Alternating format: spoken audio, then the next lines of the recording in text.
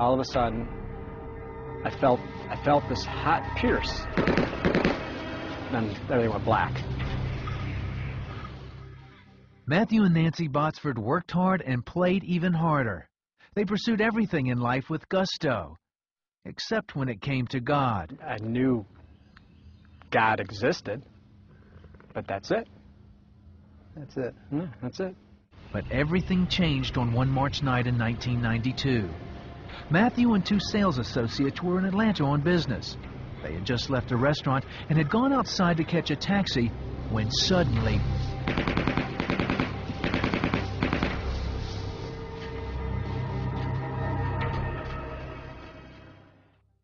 Matthew and his friends never saw it coming. A group of men behind them were arguing when three of them pulled out 9mm Uzis and started shooting. One of Matthew's friends took a bullet to the head and died instantly. The other one was unharmed. Matthew was also shot in the head, and he too died. Utter blackness, incredible fear.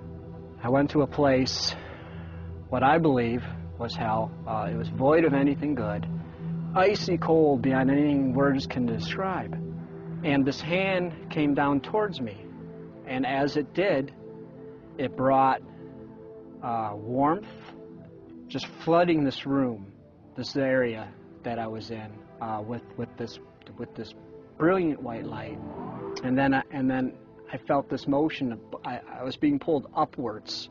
I heard this voice, and it said, "It's not your time."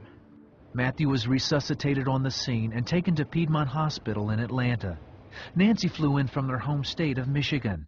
Her first meeting with the doctor was devastating. He said, if he makes it through the night, there's a 30% chance to get through the night. After that, he'll probably be in a wheelchair. And they didn't know with the brain injury that if he'd be a vegetable or not. At that point, they didn't know. And he says, and he might even have to be in an institution. Nancy took a walk down a corridor to clear her head. In front of me, I just started seeing this blackness. I just got the horrible news of Matthew, and it was just incredible. And this blackness just started getting in front of me, just getting bigger, and I just felt myself falling into this blackness. I had no control. I was just losing it. And that's when I felt this heavy hand on my right shoulder, and there was nobody there. And right then I knew it was Jesus. I went straight back to Matt's room, and he's all wrapped up and bandaged, and I just said, Lord, and I'm not saved, nothing. I went, Lord, bring back my husband, even if he's in a wheelchair. It doesn't matter, but bring back who he is, who his heart is, who his personality is. I promise I'll stay with him.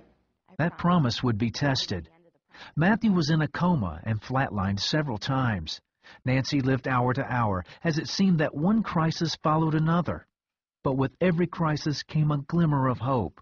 It seemed like every situation, it would be critical, and then things would turn around. He was put on a kidney dialysis. They said, oh, he'll be on this for 3 weeks, 3 days.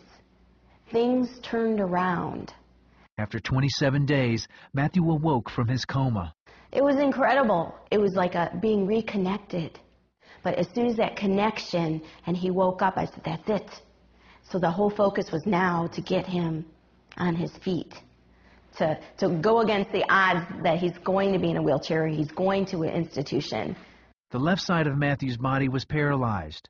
But even worse, the damage to his brain affected his ability to think and perform even the simplest of tasks. They returned to Michigan, where Matthew started rehab, trying to rebuild his body and his mind. The rehab was painful. I mean, physically it was painful. Cognitively it was painful. I mean, I remember I would do simple things like run through the alphabet in my head, make sure I could go from A to Z. They were teaching me and helping me how to eat. For 2.5 long years, Matthew worked through the pain with Nancy by his side. Progress was slow. He eventually left the wheelchair and walked with a cane. But recovering mentally was a much slower process. But Nancy remembered her promise to stay with Matthew through it all. Cognitively, he was not with it. He was in La La Land. And so, yeah, it was that thought of, you know, boy, I didn't sign up for this.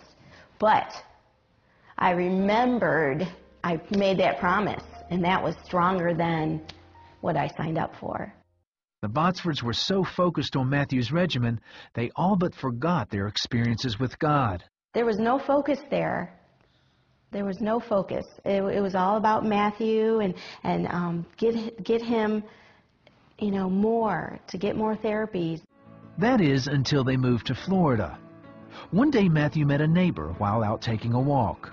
And I remember kind of like looking up and saying, hey, where's a good church around here? And I was like, floored me what came out of my mouth and floored my wife. I said, what? We're not looking for a church. But eventually they attended an Easter service. We just knew then. We both looked at each other and said, this is it. This is what we need. And it was this peace, this anchor, this stability. It just like took us over. Through the years, they began to recognize God's hand in their journey. Today, Matthew walks without the help of a cane. Mentally, he earned a college degree and is writing a series of sci-fi children's books called Johnny Rocket. All of which is pretty amazing, considering the bullet is still in Matthew's head. But the big miracle in this story? When I was dead, I didn't cry out for God. But yet he came down and with his own hand pulled me up out of hell and says, it's not your time. I mean, that's a loving God. The miracle is how God so much loved Matthew that he didn't just leave him in hell, that he brought him up. But the miracle is how he changed his heart. God exchanged his heart for Matthew's and gave him his own.